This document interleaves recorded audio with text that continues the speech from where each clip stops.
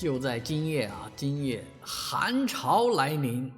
上海的多个媒体都在报道这件事情。受强冷空气影响，今夜我市将出现明显的大风降温天气，48小时市区最低气温降幅达到8到10度，郊区可达10到13度。想想今天已经够冷了，是吧？那再过一段时间，再过几个小时，温度就会直线下降。那郊区很有可能到-8到-5度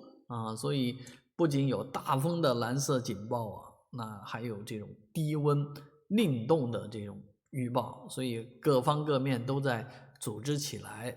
希望在寒潮来临之际呢，能够把这个冰冻的影响降到最低。那大风寒潮蓝色警报高悬之下那居然有一个超级计算机给出来一个上海的最新天气预报。1月24号上海市将结束降雨，今天就23号，明天24号居然会结束降雨。1月24号到31号上海市持续晴好，不下雨不下雪这真是一个好消息。那到底听谁的，是吧？到底是会冰雪交加还是晴好所以这个时候要看这个